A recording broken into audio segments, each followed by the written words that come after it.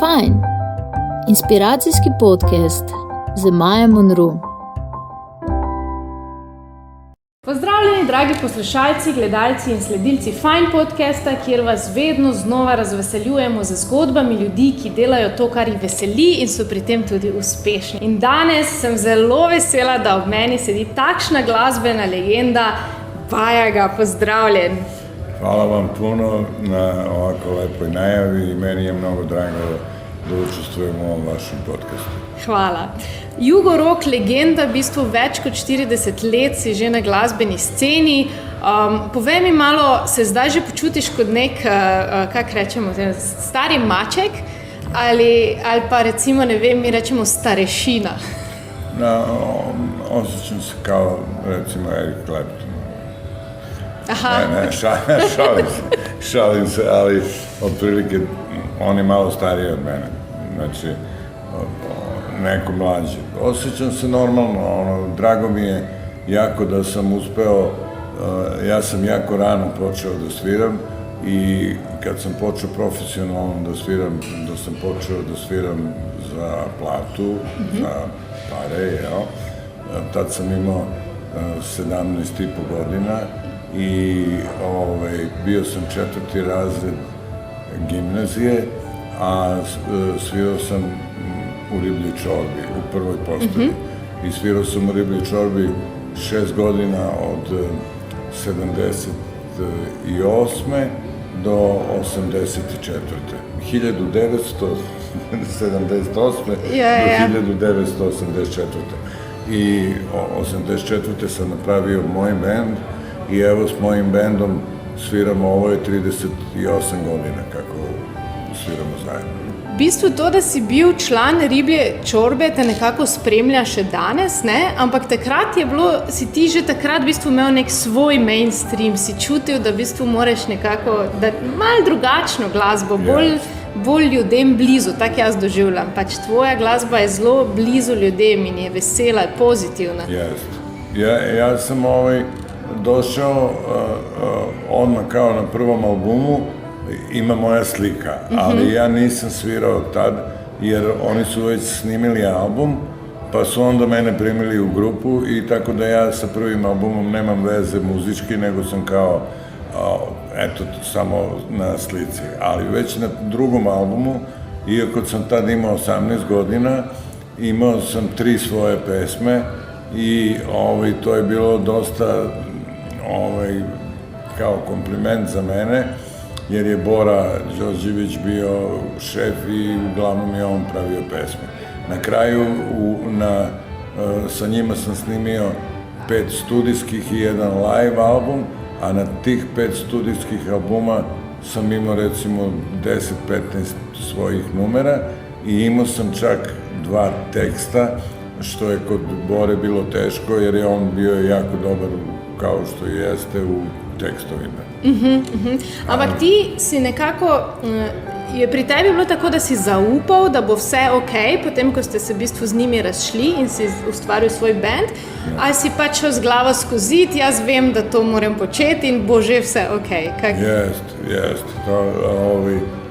Istina, oni su mene, bili smo malo, da kažemo, u lošim odnosima samo prve godine, jer mene su u stvari izbacili iz benda, jer smo imali smo kao odmor, raspust, i ja sam otišao na Mljet, a Bora je dogovorio u isto vreme neke svirke u Grčkoj, u Griciji. I ja to nisam znao, pošto na Mljetu on je baš bio hippie ostrvo i nije bilo nikakve štampe ni to. I kad sam došao u Dubrovnik, kupim novine i vidim da nisam više član benda i onda sam rešio da već sam imao svoj prvi album, Pozitivna geografija, ali on je bio snimljen kao solo album moj iz benda i onda kad sam vidio da više nisam u bendu, onda sam nastavio i taj prvi album se zvao Pozitivna geografija i onda kad smo trebali da pravimo koncert, ja nisam znao kako da nazovem bend, a bio je tad poznat u staroj Jugoslaviji list Rock, je bio najpoznatiji list i oni su nam bili sponzori, jer normalno nismo imali para da štampamo plakate i rekli su mi da smislim kako će da se zove bend i ja nisam smislio.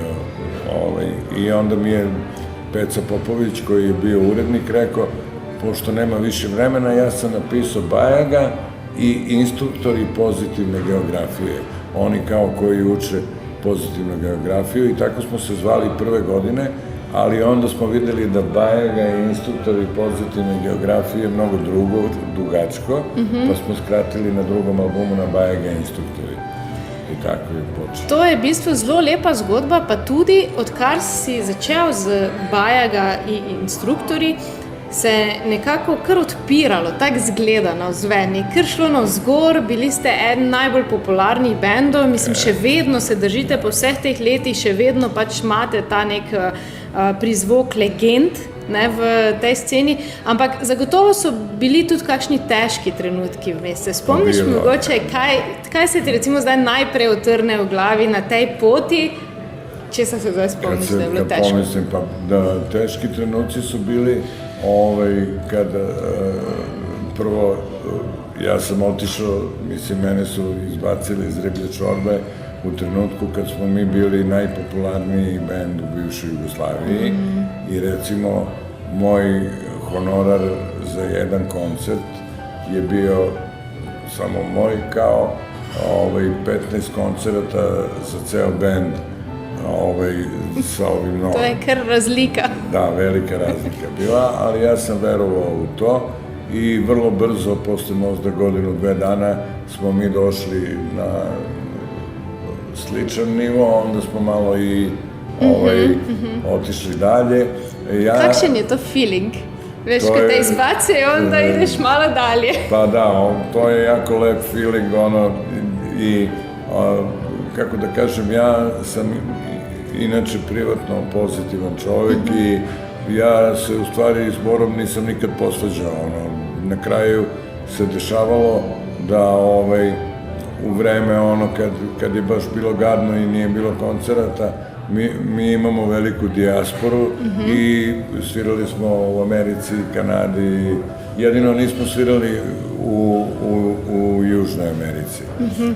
Ali recimo svirao sam sa Ribljom čorbom u Australiji 2-3 godine nakon što sam otišao od njih i onda smo ostali u dobrim odnosima i onda smo mi radili sve više i više i evo, hvala Bogu, do sad radimo, ja sa bendom radim 38 godina i 6 godina sa čorbom, to je boga mi, evo, 43-4 godine.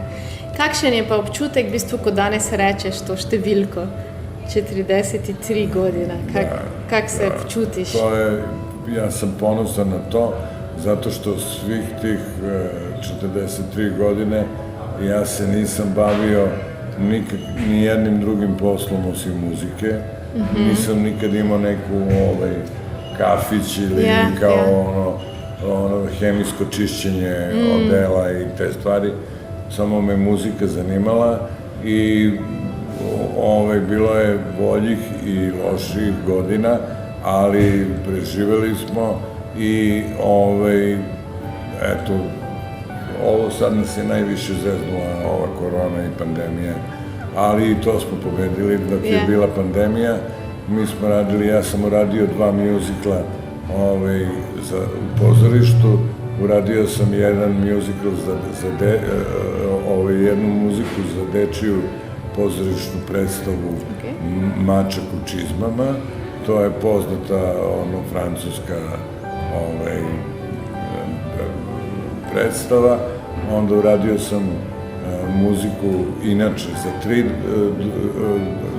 dugometražna igrana filma, a sad ovaj poslednji je bio Nije loše biti čovjek od Dušana Kovačevića, koji je moj prijatelj i jedan od najboljih scenarista u bivšoj Jugoslaviji koji je radio Maratonce, ko to tamo peva i tako da mi je bilo čast da radim to. Radio sam, što se tiče, znači nisam radio ništa van muzike, ali što se tiče muzike radio sam sve. Različne načine. I muziku za filmove, za serije, za pozorište, za reklame, za decu. To je v bistvu res na nek način, mislim, ne rečem sreča, ampak tak blagoslov, da lahko človek res počne skozi to, kar ga veseli. Sej to je v bistvu naš podcast tudi hoče spodbujati ljudi, da bi res prisluhnili, kaj je tisto, kar hočejo oni in potem, da to živijo. Ne, ja sam zahvalan sam Bogu što mi je omogućio da radim posao koji volim i da mogu da živim od njega. Nekad slabije, nekad bolje, ali uvek sam radio, da, i što se tiče bivše Jugoslavije, ja kažem da smo mi bend koji je svirao u svakom mestu gde je bilo struje. Znači, recimo u Sloveniji, evo da pomenem Ivrško jezero, mislim da to nije baš mesto gde se često svira. Ima i drugih, ali to mi je sad palo na pamet. Svirao sam naravno sve velike gradove, Ljubljanu, Maribor, Celje, Koper, Izolu. Ampak zakaj ti misliš, da je ljudem tvoja glasba tak všeč? Kaj je tisto v tvoji glasbi, kar ti misliš, da ljudi zahakla?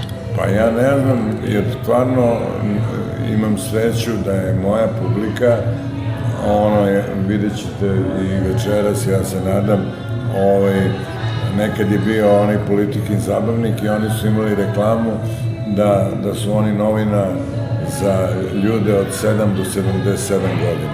Znači ja stvarno imam publiku od male dece do ljudi moje generacije i starijih. I to mi je jako sam zahvalan na tome, jer znači da ima nešto u mojoj muzici što privlači. Uglavnom je, pazi, prvi album se zvao Pozitivna geografija. Si otvr put do ljudi. Da, uvek sam teo da budem pozitivan i pesme su mi uglavnom, imam ja i ozbiljnih pesama i pesama koje nisu vesele, jer takav je život, kao što imam jednu pesmu, život je nekad siv, nekad žut, jel? Ali, ne znam, ljudi vole moju muziku, drugo, imam jako dobar bend, moj bend je sa mnom 38 godina i imali smo minimalne izmene, ja mislim 2 ili 3 momka, jedan je umro od infarkta i dvojica su, otišla, ali to je jako retko da neki bend, za toliko vremena... Tako drži skupaj u bistvu, ne? To nekaj pomeni, ja. Ja sam počeo, kad sam pravio bend, pošto sam već imao iskustvo iz Čorbe, onda sam pravio bend od ljudi koji su mi prijatelji. Ja, to je zelo pomembno. I mi smo prijatelji privatno i ovako, i onda je mnogo lakše raditi. Iz ljubezni se vedno rodi dobra glasba, ne? Tako je, sigurno. Ti si tudi v bistvu oče in dedek. In me zanima, kaj se tebi recimo kot staršu ali pa recimo tudi staremu staršu, torej detku, zdi najpomembnejše predati recimo otrokom, mladim? Kaj se tebi zdi pomembno, da mladi človek ve za na pot? Pa ne znam, ja sam nedavno postao dedek, što vi kažete, i dobio sam unuku. I moj sin je i njegova supruga su joj dali ime Sara. I sad, naravno, pošto deda piše pesme, ja sam napisao pesmu, nije objavljena još, ali kakvo je vreme, ja mislim da nisam joj napisao pesmu, zeke, mede, kuce, mace i to, tako resno. Da, nego ova moja pesma ide ovako, pa će vam možda biti jasnije. Sara, ja ne znam da ti kažem, ja ne smem da ti kažem kakav svet se stvara. Sara, ja ne smem da ti kažem kakav svet se stvara, zbog para. I mislim da ću to da joj pustim kad bude bila recimo 15 godina, da joj ne pravim ono frku dok je još mala. Ja, da sama v bistvu ugotovine. Pa da. Bajaga, kaj ti naj rečem, hvala ti za iskrenost. Dragi poslušalci, najlepše je, ko so ljudje iskreni, pristni in Bajaga to vsekakor je, skozi njegove pesmi že več kot 40 let deluje na tak način, več kot 30 let res z vsem svojim srcem, svojim bendom. Tako da smo lahko samo hvaležni, da te imamo. Hvala ti. I meni je puno drago, Majo, da sam u tvom podcastu za koji se zna i u Beogradu i stvarno mi je čast što sam bio gost u tvojoj emisiji i želim ti sve najbolje, a pričao sam stvarno iskreno iz srca i ono što mislim, a mislim da je to najbitnije. Tako je, najpomembnejše. Ostanite tudi vi, čim bolj vi in iskreni. Hvala vam, da ste poslušali. Čau! Če ste se imeli fajn in želite še več inspirativnih podcastov, se ne pozabite naročiti na naš YouTube kanal, lajkati našo Facebook stran in slediti Fajn zgodbi na Instagramu. Bodite fajn, vsak trenutek v dnevu.